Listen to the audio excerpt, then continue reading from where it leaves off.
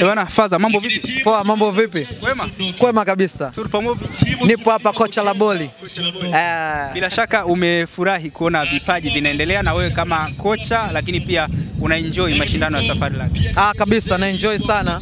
Na ni bahati kuona kwamba vipaji vipo kweli. Nimeona watu wanafanya kazi. Nimeona kuna wataalam, mwalimu Sekilojo Chambua, nimemwona Ibrahim, mkurugenzi wa mashindano kutoka Yanga. Nimemwona kuna mtu mmoja yupo katika timu ya Yanga pia amekuwa akifanya scouting. Nimeona watu wengi wamefika kwa ajili ya kushuhudia vipaji. Kwa hiyo imani yangu ni kwamba kila mwenye kipaji kitachujwa, kitapelekwa huko kinakostahili. Kwa ni mashindano ambayo yameanzia mbali, kwa maana hii sasa ni ya kumalizia.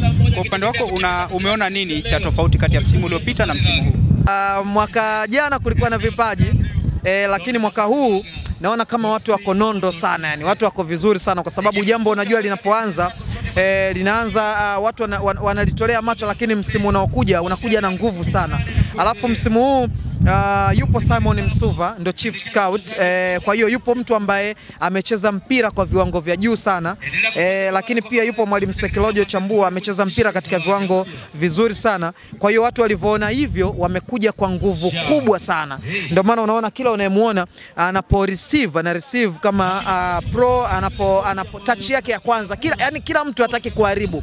Kwa hiyo mwaka huu majaji ambao wako hapa physical watakuwa na kazi kubwa sana ya kuchagua nani aende. Majaji ambao wana kazi rahisi ni majaji ambao wako mtaani, kwa sababu wale wa mtaani wao issue sio ufundi. Issue ni mimi namtaka kijana fulani ni aende, naingia kwenye Safari Laga www.safarilaga.co.tz, naenda kwenye website yao, naangalia sehemu ya kupiga kura, nachukua kodi. Either nitatumia kodi kwenye kizibo cha Safari au nitatumia kodi ambayo Safari wameiachia 1977, napiga kura. Hiyo ni rahisi kwa ambao wanapiga kwa kupitia website, lakini kwa hawa ambao wako physical hapa watakuwa na kazi ngumu sana, kwa sababu vijana wengi wamekuja wana uwezo mkubwa sana.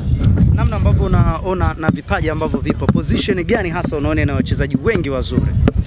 Midfield, eneo la uunganishaji naona lina wachezaji wengi sana wazuri, kwa sababu unajua uunganishaji ni eneo ambalo ni la kimsingi. Yani unapokuwa mchezaji uwanjani, kabla ya kitu chochote lazima kwanza uwe muunganishaji, alafu ndo mambo mengine yanakuja. Yani ukiwa kwanza muunganishaji, alafu ndo unakuwa back, kwa maana defender. Ukiwa muunganishaji, alafu ndo unakuwa muunganishaji. Ukiwa muunganishaji ndo unakuwa mshambuliaji. Yani lazima lazima uwe na ile basic skill ya kuweza kuchukua kupiga pasi pale.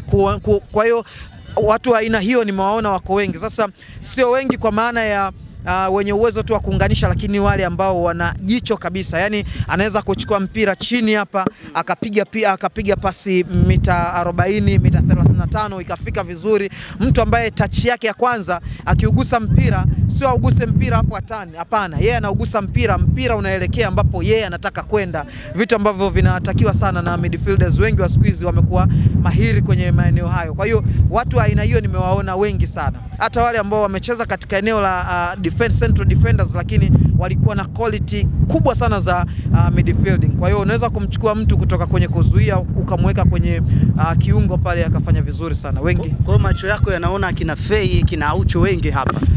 Of course nimeona kina Fei, kina Aucho, kina Shuaboy, Mkude, Ndemla, nimewaona wengi sana hapa. Na nadhani watakapofanikiwa kutoboa wakaingia kwenye Safari Laga Booth Camp, wakaenda kucheza na Yanga, baadaye wakapata timu, wakiongezewa yale mazoezi ya kuongeza uvumilivu na strength, nadhani watapatikana wachezaji wazuri zaidi hapa. Kuna vipaji vingi sana, kuna watu wengi sana. Naona kwenye uvumilivu au endurance na strength ama uhimilivu na ustamilivu, hapo ndo ambapo kidogo panatakiwa kuongezeka zaidi. Sawa, wachezaji 11 kati ya 22 waliochaguliwa au walioshinda katika msimu wa kwanza tayari wameshasajiliwa kwenye timu mbalimbali. Unaiona future is bright kwa hawa ambao unawaona wanacheza hivi sasa? Yes, kwa sababu unajua mpira ni tofauti na michezo mingi. Mpira ni mchezo ambao unachezwa wazi. kwa namna ambavyo tumetazama hapa, kusema kweli ni wachezaji ambao unaweza kawaweka kwenye timu nyingi tu akacheza. Yani ukiangalia ligi kuu yetu, ukiangalia ligi daraja la kwanza, ukiangalia championship, unaona kuna wachezaji wanacheza, hakuna tofauti kubwa sana na hawa ambao wapo wanacheza. Kwa hiyo futures bright naiona. Cha msingi hapa ni kuamua sasa kuwa na zile basic ama taarifa za msingi za mchezaji anavyojengwa. Unajua mchezaji anajengwa kama unavyojenga nyumba ya gorofa. Hapo ndo tutakapotofautiana, na mchezaji ambaye ataenda ligi kuu ni yule ambaye atajijenga kama linavyojengwa gorofa. Kwanza kwa kuanzia umri wa utoto hadi ujana kidogo, lazima ajue akitaka kupiga mpira ufike mita 40 apige kwa kutumia eneo gani la mguu. Akitaka kupiga mpira uinuke uende juu, apige kwa kutumia eneo gani la mguu. Hiyo ni skills ambayo mtoto anapokuwa pale miaka 7, 14, 15 lazima ajue. Lakini 16 lazima mtoto awe anajua sasa mimi tupa ama turpa, strength yangu ni nini? Mimi kimo changu ni cha kawaida, lakini mimi ubora wangu ukinilinganisha na mtu fulani ni nini? Labda nguvu. Mimi nina nguvu. Lazima ajue. Mtoto lazima ajue kwamba mimi ubora wangu ni kuruka juu. Mimi hapa nilipo naweza nikaruka juu nikanodi mpira. Lazima ajue. Lazima ajue kwamba mimi ubora wangu ni speed. Bwana mimi kwa maana ya acceleration. Mimi naweza nika accelerate faster kushinda mtu yoyote. Lazima ajue. Lazima mtoto ajue kwamba mimi ubora wangu sina speed, siwezi kuruka juu, siwezi sina nguvu, lakini mimi na uwezo wa kupiga. Yani mpira ukikaa vizuri kwenye mguu unakwenda mbali. Lakini baada ya hapo mchezaji lazima ajue kuelekea miaka 18 mpaka 19 mpaka 20 kwamba huu mpira ambao mimi sasa hivi nimepigiwa pasi, kuna wachezaji 21 wengine wanauhitaji uwanjani. Kwa hiyo mimi mpira sasa hivi umekuja kwangu, ni ufanyie nini? Lazima ajue hilo. Lakini cha mwisho ambapo sasa ndio gorofa juu unaelekea kwenye chumba cha juu na kupaua, lazima mchezaji ajue kwamba mimi ni mchezaji. Kesho kuna mechi, lakini wakati kesho kuna mechi Jumamosi, leo Ijumaa nimeitwa pub fulani, kuna watoto wakali sana.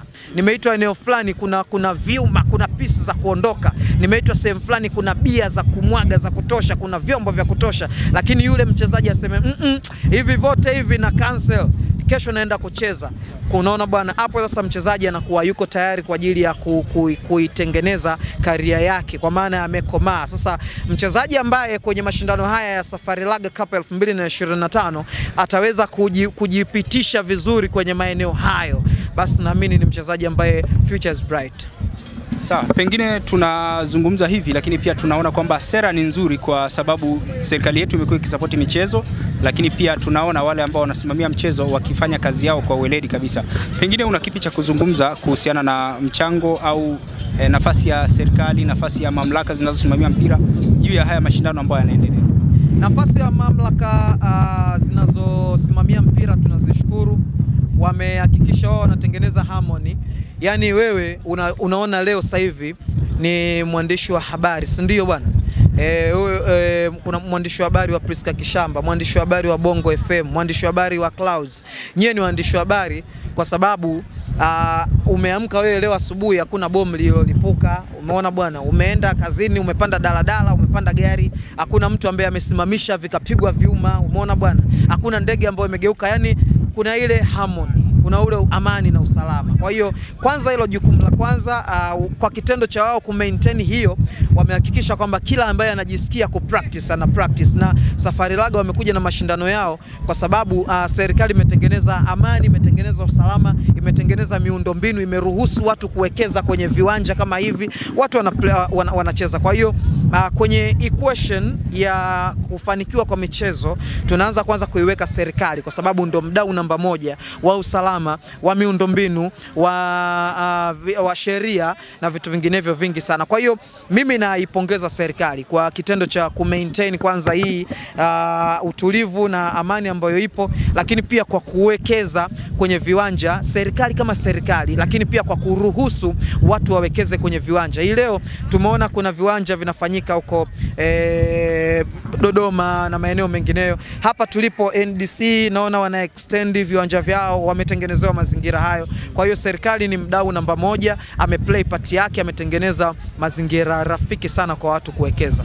Sawa, pamoja na hivyo bwana Mr. Turpa, tupo tunaelekea mwishoni mwa msimu wa 2024-2025 na tunafahamu kwamba timu nyingi zimebakiza michezo miwili, lakini kwa Majiant wa Kariakoo bado mechi 3, na mechi ambayo itawakutanisha wao ndio mechi ambayo itaamua bingwa awe nani, au unaweza kusema kwamba ndio finali baina yao. Hatujui matokeo yao yatakuwaje katika hizi mechi mbili, lakini mechi hiyo tunaweza tukaitem kama finali. Una kipi cha kuzungumza kuelekea mchezo huu?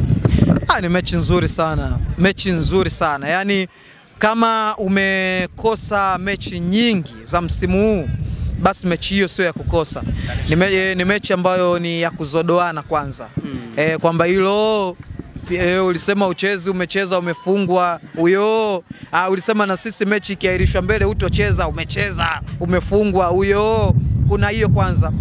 Lakini pia ni wazi kwamba kama Young Africans this time atachukua ubingwa, maana yake ana level ile record ya Simba kuchukua ubingwa mara 4. Yanga of course inaambiwa amewahi kuchukua mara 5.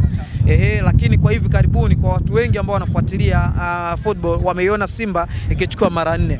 Young Africans so far amechukua mara 3. Kwa hiyo anatamani kuchukua mara 4 ili ku level hiyo record. Lakini Simba Sports Club nao wamekaa muda mrefu, miaka misimu 3 bila kuchukua ubingwa. Anatamani msimu huu achukue ubingwa ili kwanza arudishe ile hamu na utamu wa ubingwa, lakini pia mzuie mtani wake asiweze kuchukua ubingwa kufikia rekodi yake. Kwa hiyo kuna huo ubishani wa nje, na ubishani wa nje ndio unaosukuma zaidi ubishani wa ndani. Kwa hiyo kuna hiyo atmosphere, lakini pia kumbuka Simba Sports Club wametoka kucheza dhidi ya wametoka kucheza finali dhidi ya EOS Berkane, wamekosa. Wametoka kucheza dhidi ya Singida Black Stars kama wanavyosema mtaalam, wamekosa kuingia finali. Wamecheza nadhani ilikuwa ni Muungano, hawajashiriki, si ndio? So far kikombe ambacho kimebaki, yani wanakiona, nadhani ni cha ligi. Kwa hiyo wanakitolea macho kweli kweli. Young Africans of course bado yupo kwenye vikombe viwili, CRDB, FA Cup, lakini pia yupo kwenye ligi, lakini kwenye ligi anapatolea macho kweli kweli. Kwa hiyo ni mechi ambayo ina bato pande zote. Kuna bato. Tumemwona Eli Mpanzu akiwa ameingia amesuasua, lakini sasa ameshaka kwenye njia, yupo kwenye moto. Tumemwona Maximilian Mzengeli akiwa anasuasua kipindi fulani, lakini sasa yupo kwenye moto. Ni mchezo ambao naamini Nasreddine Nabi atakuwa Dar es Salaam kuutazama, kwa sababu mara kadhaa amekuwa hapa. Ni mchezo ambao maskauti wengi sana watakuwepo hapa kwa ajili ya kuutazama. Kwa hiyo Ateba, Jincha Zawa, Mukwala, Mpanzu, Kibu, lakini pia kwa Young Africans Dickson Job, Mwamnyeto, kila mtu anataka kujiuza katika mchezo huo. Ni mchezo mzuri sana, ni mchezo ambao refali atakapopuliza filimbi ya mwisho kwa maana ya kuashiria mchezo umemalizika, basi kila mtu atavua viatu na kusema msimu huu nimeumaliza. Kwa hiyo ni mchezo ambao watu wataingia na nguvu sana.